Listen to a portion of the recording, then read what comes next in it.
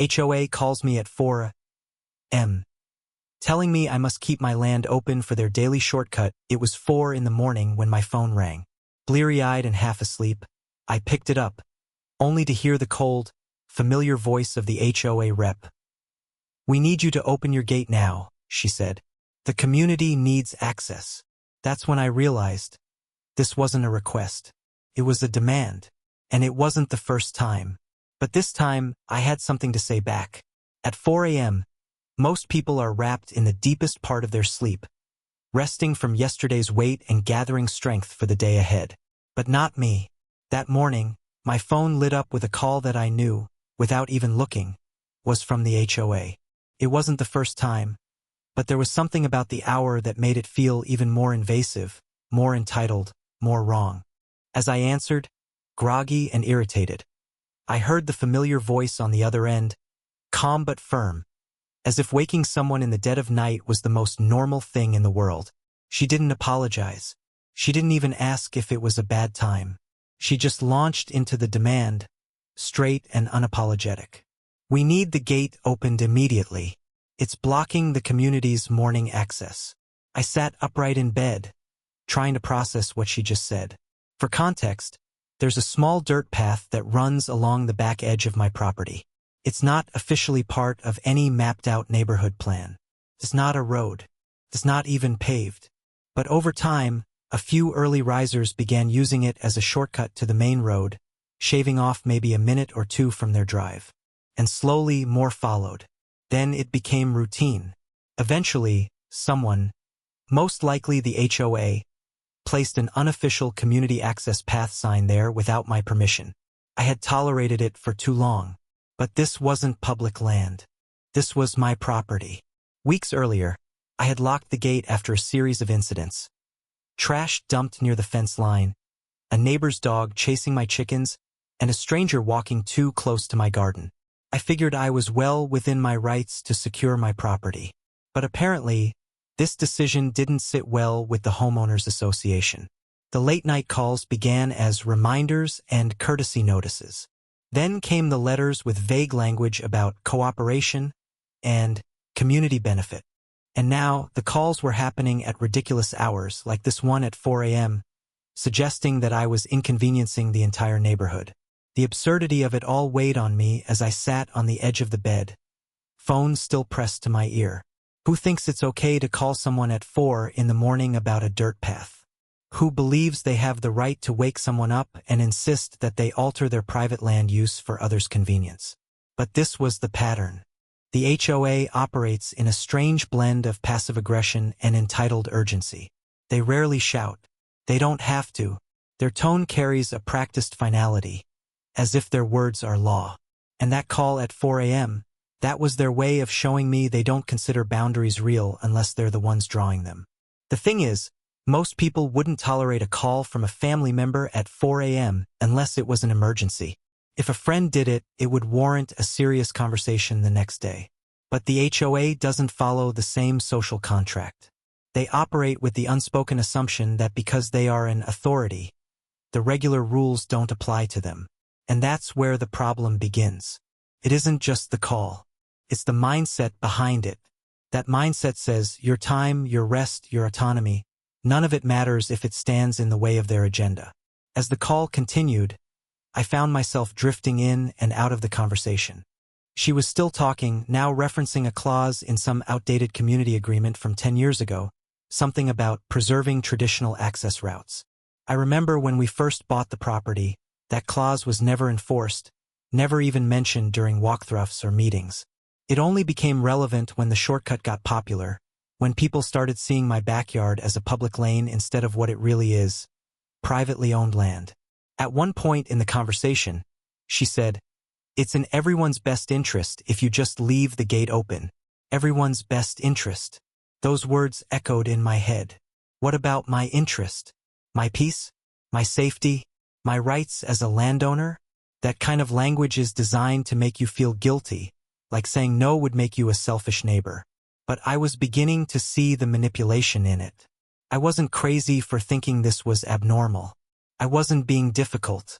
I was simply reclaiming a boundary that never should have been crossed to begin with. By now, the sky outside was just beginning to show the faintest hint of dawn. My animals were still asleep. My house was still dark. But inside, I was fully awake. Not just physically, but mentally. Something shifted during that call. A realization, a spark. For too long, I had let their interruptions slide, chalked them up to community politics or overly eager volunteers. But this was different. This wasn't a misunderstanding. It was a clear message. If I didn't comply, they'd keep pushing, keep calling, keep knocking, no matter the time or cost. When the HOA told me the shortcut through my property was a community need, it sounded, at first, like they were just trying to make things easier for everyone. After all, who doesn't want to be a good neighbor? But the more I thought about it, the more I realized how casually they were trying to redefine the line between what's mine and what's theirs. The idea of a community need gets thrown around a lot in HOA circles. It's a convenient phrase, vague enough to fit any situation and powerful enough to pressure individuals into giving up their rights for the supposed benefit of the many. But when that phrase starts to override personal boundaries, especially when it's used to demand access to your own land, it stops being about community and starts becoming something else entirely. It started innocently enough. A few neighbors asked if they could cut through the back part of my property to get to the main road. I said yes, thinking it was just a temporary thing. A favor. Something neighborly. That patch of land wasn't landscaped, and it wasn't something I used regularly. But once that access became routine, something changed. What used to be a quiet area behind my fence turned into a daily path for morning joggers, school kids, dog walkers, even the occasional biker. And with each person that passed through, my sense of privacy shrank. Soon, people started treating it as if it were public land. Some walked through while talking loudly on the phone. Some let their dogs relieve themselves on my property without cleaning up. A few even took shortcuts through my garden beds, completely disregarding the path. Trash appeared near my compost bin. Candy wrappers, plastic water bottles, cigarette butts. My property was no longer just mine. It had been informally annexed by the neighborhood, and no one had asked permission. They just assumed it was theirs to use. When I tried to talk to a few neighbors about it, I was met with confusion. One woman actually said, "Oh, I thought the HOA had approved it." Approved what exactly? Using my land as a throughway? No one had come to me with a formal request. There was no paperwork, no agreement, just quiet entitlement that spread, person by person, until I felt like a stranger in my own backyard. That's when I decided to install the gate and lock it.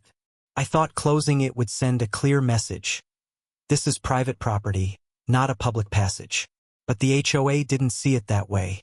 They reached out within 2 days, first with a friendly email, then with a phone call that sounded polite but carried an unmistakable tone of condescension.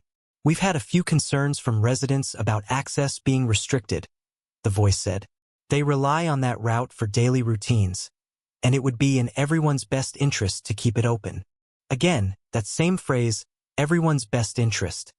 A soft-edged weapon meant to disguise what they were really asking for. Free use of land they don't own, without responsibility or acknowledgement. Their reasoning always circled back to convenience. The shortcut saved people time. It helped with morning commutes. Parents appreciated not having to walk all the way around the block. But where in that equation was any consideration for the property owner? Not once did they ask how the daily foot traffic affected me. Not once did they ask why I chose to close it. To them, my choice was framed as a disruption, an inconvenience, almost an act of defiance against the collective. They couldn't or wouldn't recognize the boundary I had drawn. They had decided that my land now served a greater good, even if it meant compromising my own space and comfort. There's a deep irony in how HOAs promote the idea of community. They talk about mutual respect, cooperation, and harmony, but only when it aligns with their control. The moment you assert your individual rights, especially if they interfere with their plans, that harmony turns into hostility. The line between community and control becomes blurry. Their concept of community need transforms into a justification for overriding personal property rights. And if you resist, you're suddenly the problem. The one who doesn't want to get along. The one who won't compromise. But in reality, it's not about compromise at all. It's about compliance. Compliance with a vision of community that leaves no room for individuality or boundaries. I started to notice how the HOA framed the narrative when speaking to others about the issue. They said things like access has always been available, or the residents have come to depend on it. Statements meant to rewrite history, to make it seem as if the path was theirs from the beginning. But it wasn't. It never was. Their shortcut was a privilege, not a right. Convenience, not a necessity. Yet the pressure they applied was designed to make me feel like I was taking something away from the community, when in fact, I was just reclaiming what had always been mine. When I bought this property, it came with a promise, an unspoken understanding that what lay within its boundaries was mine. Not just legally, but personally. I planted trees where I wanted, built my chicken coop where I pleased, and watched sunsets from my backyard knowing I had peace, space, and control over this little patch of land. That promise started to unravel the day the HOA began acting like my decisions needed their approval. Their expectations grew quietly, wrapped in phrases like, "for the good of the neighborhood," and "we appreciate your cooperation." But at the root of it all was a simple truth they kept ignoring. My land, my rules. The HOA didn't purchase this land. They didn't maintain it, pay the taxes on it, or deal with the upkeep. When the lawn needed mowing, it was me behind the mower. When a storm knocked out my fence, it was me out there repairing it in the rain. Every square foot of this property, every nail in the gate and every inch of the garden was my responsibility. And yet, when they wanted something specifically free and unrestricted access through it, they spoke as if it were theirs to claim. As if my personal investment, my labor, my right to decide, was just a minor obstacle in their broader plan. At first, it was subtle. They'd ask if I could just leave the back gate unlocked during peak hours. Then came more direct messages about keeping pathways clear for community flow. Eventually, they started citing outdated maps and vague community agreements that had no binding force but were intended to pressure me. It became clear that they weren't asking me to be neighborly.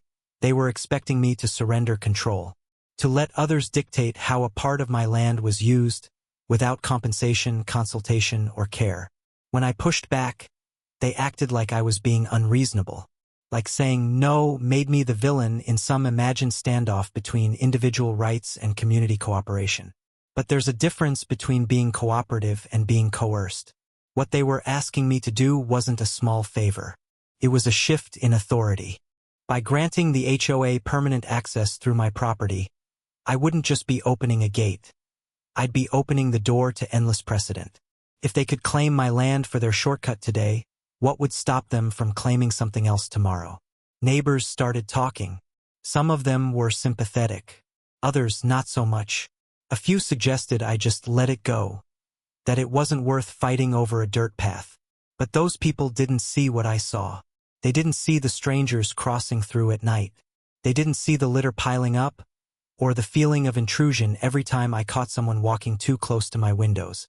They didn't see the chickens that disappeared after a weekend of high-foot traffic, or the time I had to confront someone for picking fruit from my trees like it was a public orchard. Letting it go wasn't just about a path. It was about giving up control over something I worked hard to protect.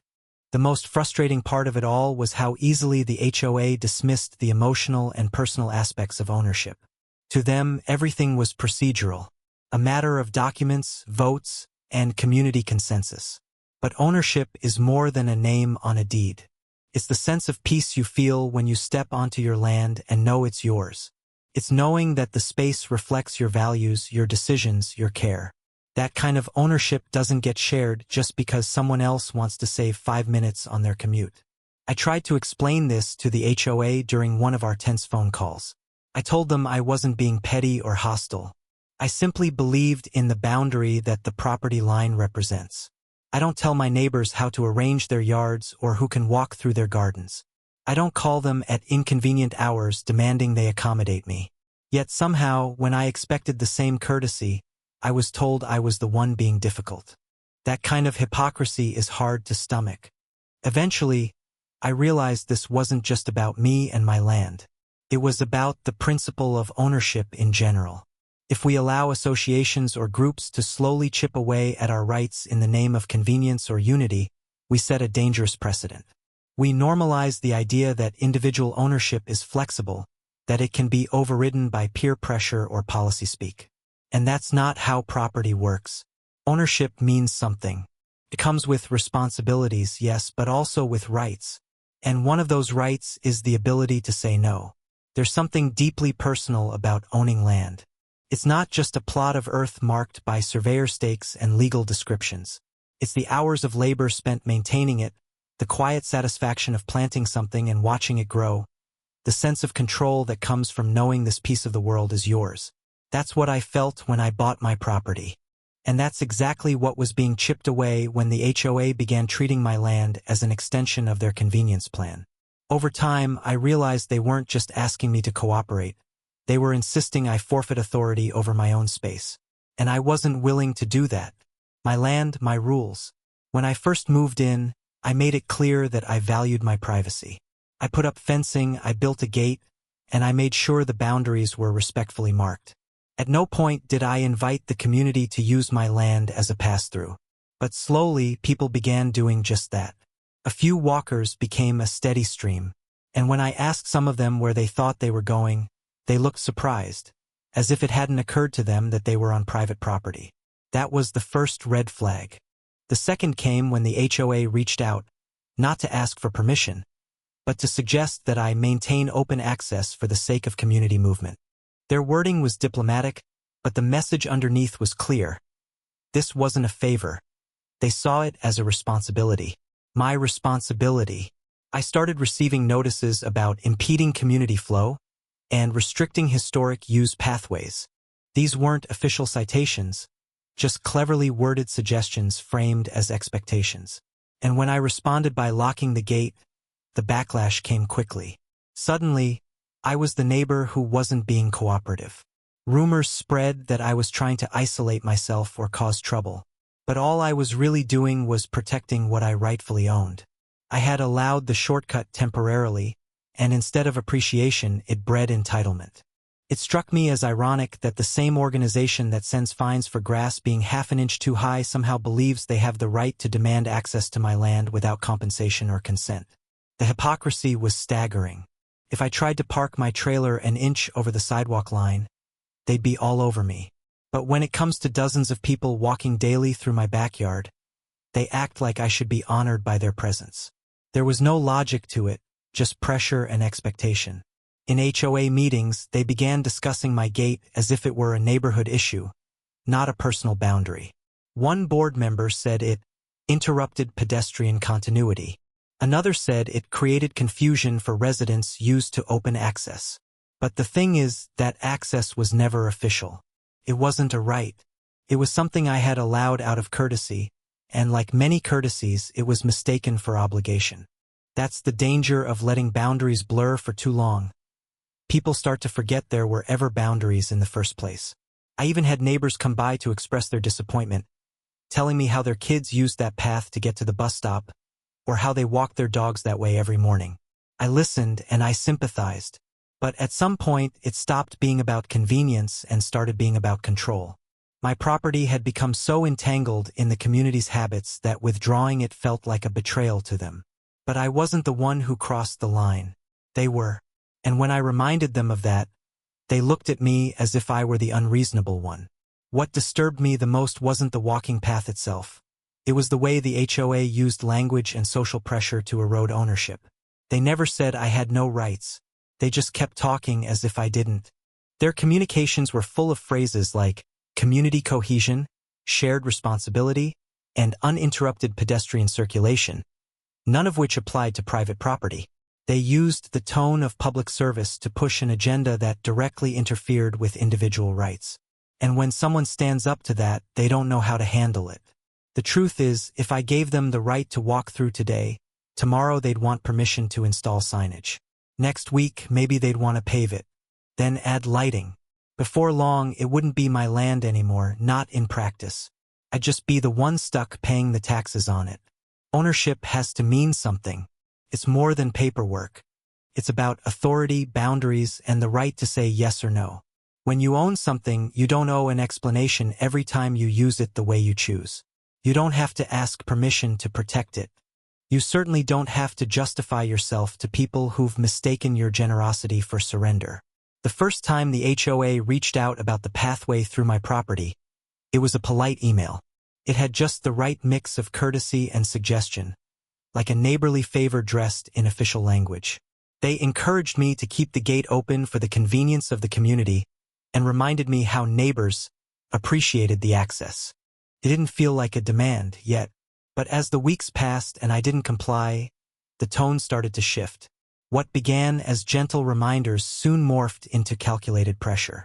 And beneath that pressure was something even more unsettling: intimidation masquerading as policy. It's easy to miss it at first.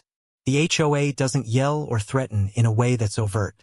Instead, they drown you in documents, minutes from meetings, highlighted clauses from handbooks you've never seen, and vague references to community standards.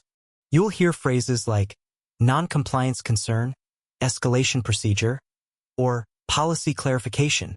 They write in a way that feels like legal authority, even when they don't have any. They know most homeowners won't question the fine print, and that ambiguity works in their favor. Every message you receive is crafted to make you second-guess yourself, to make you feel like you're on the edge of violating something, even if that something doesn't actually exist. After locking my gate, I began receiving more frequent communication. Letters started showing up in my mailbox, not from the HOA board members I knew by name, but from a compliance officer I'd never met. They weren't fines, just notices.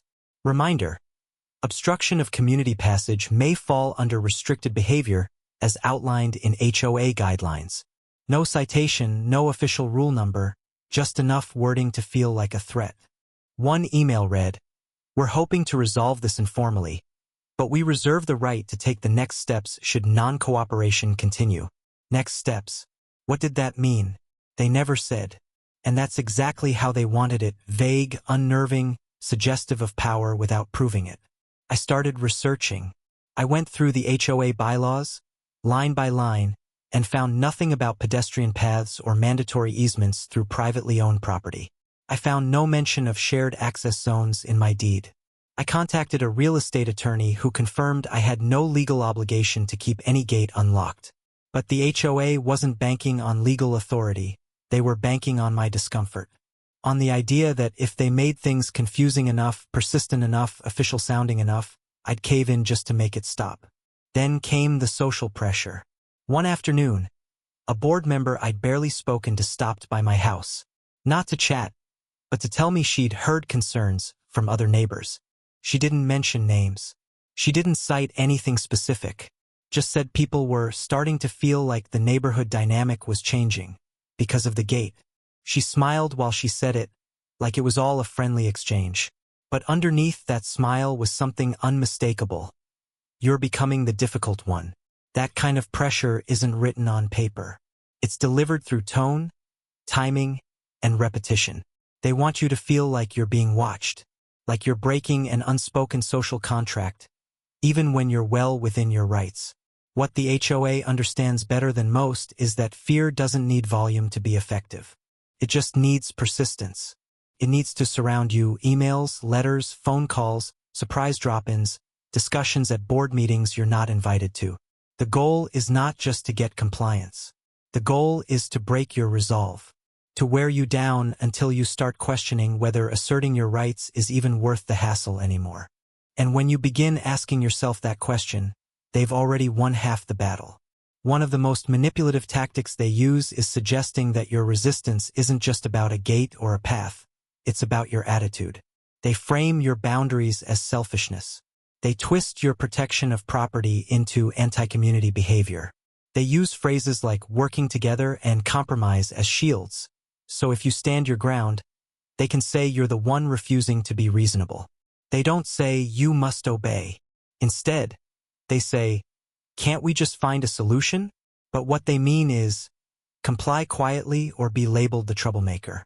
Even when I knew I was right, the weight of their pressure started to seep in. I'd hesitate before locking the gate, wondering what the next notice would say. I stopped attending HOA meetings because the whispers and stares made it feel like I was on trial. I caught myself rewriting emails 3 times before sending them, just to make sure nothing could be twisted. That's what intimidation does.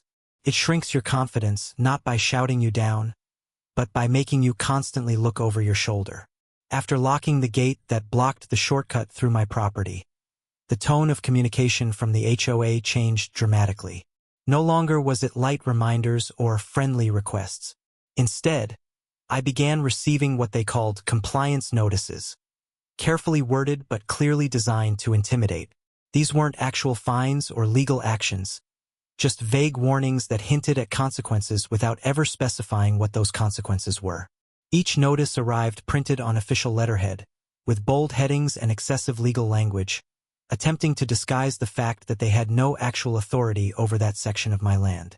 It was clear now they weren't just asking for cooperation. They were applying pressure. They were trying to scare me into submission. The emails became more frequent. At first they came every few weeks, then once a week, then multiple times in the same week. Each time, the language was slightly more urgent, a bit more forceful, peppered with phrases like continued noncompliance, concerns raised by the community, and failure to align with expectations. What expectations? Whose expectations? None of these phrases had any legal meaning. But that was the point. They weren't there to inform me. They were there to make me doubt myself, to rattle me enough that I'd eventually fold just to get it all to stop. One morning, I opened an envelope that looked more serious than the others. It had been hand-delivered and marked as final communication before escalation. Inside, it said the HOA board would be discussing options regarding enforcement at the next community meeting. That line, discussing options regarding enforcement, was deliberately vague, designed to make me believe that some kind of penalty was imminent. But again, there was no mention of what enforcement looked like. No rule numbers, no legal foundation. Just words carefully arranged to evoke stress and hesitation. I decided to attend the meeting in person, not to argue, but to listen. I sat in the back while a few board members discussed residents' concerns about restricted access and changes to long-standing pathways. They didn't mention my name, but everyone knew who they were talking about. It wasn't a legal proceeding, but it felt like one. The board didn't ask for input, didn't look at facts, didn't acknowledge the property rights involved. They only repeated concerns, as if concern alone justified their stance. I left the meeting with a pit in my stomach, not because I feared them, but because I saw how calculated it all was. They weren't trying to resolve anything. They were trying to isolate me, to make me feel like the outlier in a community that valued unity over individual rights. Soon after that meeting, neighbors started stopping by more often. One woman mentioned how her children had to walk the longer way to school now. Another man casually noted how much more friendly the neighborhood felt before the gate was locked. These weren't confrontations. They were performances, subtle jabs wrapped in neighborly conversation. I knew exactly where it was coming from. The HOA wasn't just pressuring me through official letters. They were enlisting others to apply social pressure. 2. It was a tactic. If policy couldn't push me into compliance, maybe shame could. What made it even more insidious was the way the HOA framed their actions. They insisted it was all for the community, that their outreach was based on unity, that their notices were for the sake of order. But in reality, they were using community as a weapon. They wore the mask of concern while slowly pushing the boundaries of their influence deeper into personal property. They hid behind the idea of collective well-being to suppress any challenge to their control. And when someone like me stood in their way, they didn't resort to confrontation. They resorted to psychological tactics, implied consequences, social alienation, relentless persistence. Even when I was well aware of my legal rights, the sheer consistency of their pressure began to wear me down. I started to dread checking the mailbox. I'd hear my phone buzz and hesitate before looking, expecting another thinly veiled threat. I even caught myself wondering if maybe it would be easier to just give in. That's how HOA intimidation works. It doesn't have to be loud or dramatic. It just has to be constant. It surrounds you with silence, suggestion, and repetition until you start to believe the path of least resistance is the only way out. And all the while, they avoid accountability. If you confront them directly, they say they're simply enforcing guidelines or responding to residents. They always speak in third-party language, as if they're just the messenger. But it's deliberate. They create the pressure, then step back and act like they're only doing their job. This allows them to keep escalating their tactics while pretending to remain neutral. But I saw through it. The intimidation wasn't accidental. It was a method, a way to gain power not through authority, but through persistence and fear. I started noticing it little by little. At first, it was the increased foot traffic. People I didn't recognize cutting across my backyard, sometimes early in the morning, sometimes as late as dusk. Then I noticed how comfortable they were. Some slowed down to look into my windows. A few even waved at me as if they belonged there. It wasn't long before I realized that the shortcut the HOA wanted to preserve wasn't just about saving time. There was something else going on, something beneath the surface.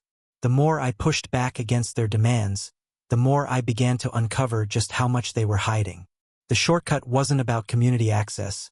It was about convenience for a select few, hidden behind the language of unity and cooperation. The shortcut ran directly behind my property and connected two otherwise unlinked roads. It was unofficial, never paved or formally designated. Still, over time, it had become something of a secret path for certain residents who didn't want to deal with the longer, proper route. I never agreed to its use, and I certainly never granted the HOA permission to treat it like a common area. But that didn't stop them from quietly encouraging its use. Without notice or consent, someone had even placed a small wooden sign near the gate, labeled Community Access Path. That sign wasn't from the city or a county official. It was homemade, but it was enough to create the illusion that the pathway was legitimate. That's when I began to realize that this wasn't just about access.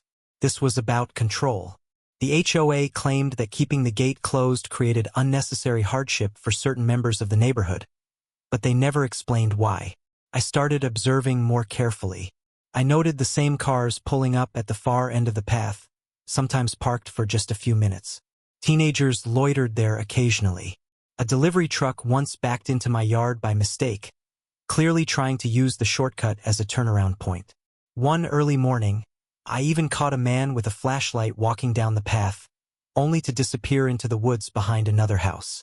It all felt off. The HOA's insistence that this access was essential didn't match what I was seeing. It wasn't about emergencies or elder access. It wasn't about safety. It was about habit and possibly secrecy. I requested a copy of the original community plans from the local zoning office. There was no mention of a pedestrian right-of-way or community passage through my land. No recorded easements. No formal approval. In short, this shortcut was built entirely on assumption, pushed into existence by repetition and lack of resistance. But now that I was resisting, the HOA was desperate to protect what they had quietly allowed for years. Their narrative depended on this being historical usage, but history built on trespassing isn't justification, it's exploitation. It became clear to me that the shortcut was never officially sanctioned. It was just something the HOA had encouraged quietly to satisfy a handful of residents who benefited from it. Even more troubling was how carefully they avoided transparency. When I asked for written clarification of their right to access my land, I received vague references to communal accessibility preferences and neighborhood cohesion expectations. These weren't laws. They weren't binding, but they were phrased to sound official, to sound like something I couldn't argue against. The more I questioned their claims, the more vague they became. That alone told me something wasn't right.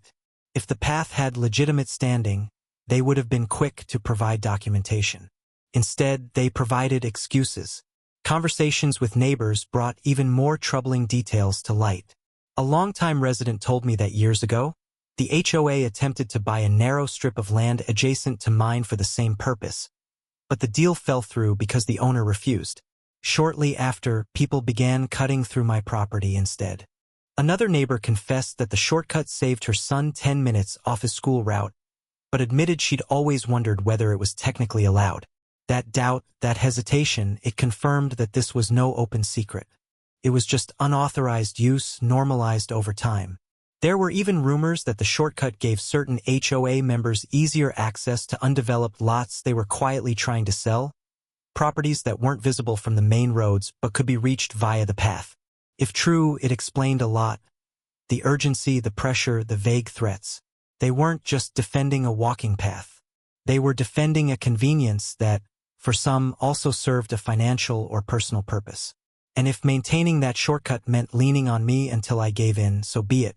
What frustrated me most was how they masked all of this behind the veil of neighborhood unity.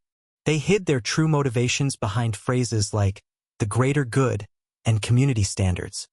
But their actions told a different story. If they truly cared about the community, they wouldn't have gone behind my back. They wouldn't have let an informal path grow into an unspoken right without involving me. And they certainly wouldn't have pushed so hard to keep it open if it wasn't serving some purpose far beyond what they were willing to admit. There comes a moment when staying silent feels like complicity. At first, I tried to ignore the growing tension with the HOA. I thought maybe they'd move on. Maybe they'd realize they had no legitimate authority over my land and just let it go. But that never happened. The more I stayed quiet, the more they pushed. Every week brought another notice, another conversation laced with passive-aggressive comments, another moment where I felt like I was being monitored, evaluated, cornered. And eventually, I realized that if I didn't draw a clear line, they would keep moving theirs. Standing up wasn't just an option anymore, it was necessary. Because the moment you stop defending your rights, you give people permission to take them away. The pressure wasn't always loud. Most of the time, it came dressed in pleasantries. A knock at the door from a board member, just checking in. A note left in the mailbox with friendly reminders. A neighbor making conversation, but conveniently bringing up how much easier life was when the gate was open. It was all so polite that it could be easy to miss the pattern. But I saw it clearly. The HOA's persistence relied on my silence. They were banking on the idea that I wouldn't want to cause conflict, that I'd find it easier to concede than to push back, that I'd choose to be the bigger person rather than disrupt the illusion of neighborhood peace. But peace built on pressure isn't peace at all. It's submission disguised as harmony. It took me a while to speak up, not just to them but to the community. I started with a written response to one of the HOA's more threatening letters, this time making sure to CC every board member and include a copy of my deed, with the property lines clearly marked. I made it clear that no easement existed, no agreement had been made, and no legal claim could be enforced on my gate or land. I didn't add emotion or accusations. I simply stated the facts and told them, in legal language, that the shortcut would remain closed. The silence that followed was revealing. No response. No further escalation. Just quiet. For a few days. Then, the conversation started again, but this time in whispers. A neighbor stopped by to say she heard I'd lawyered up. Another asked if it was really worth all the tension. But it didn't feel like gossip, it felt like testing. Like they wanted to see if I'd fold under the pressure of being seen as the one who disturbed the status quo. I didn't argue. I didn't justify. I just repeated the same line, calmly and clearly. It's my land. The gate stays closed. The more I said it, the more I believed it. The more I believed it, the easier it became to say.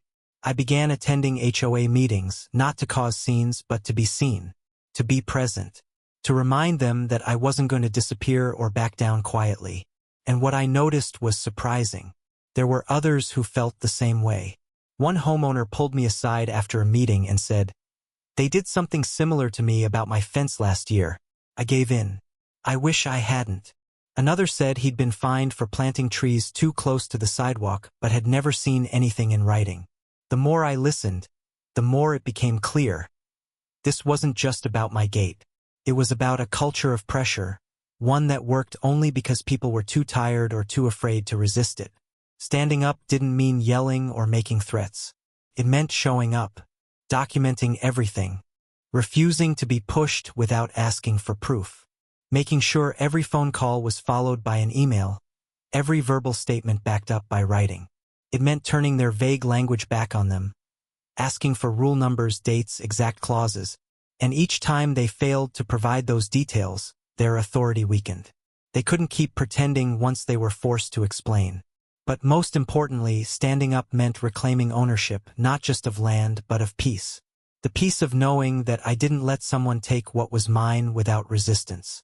The comfort of sitting on my porch without wondering who might come walking through uninvited. The dignity of knowing I didn't cave to social pressure or give away my rights for the sake of avoiding awkward conversations. Because once you allow that kind of erosion, it doesn't stop. The next time, it's something else.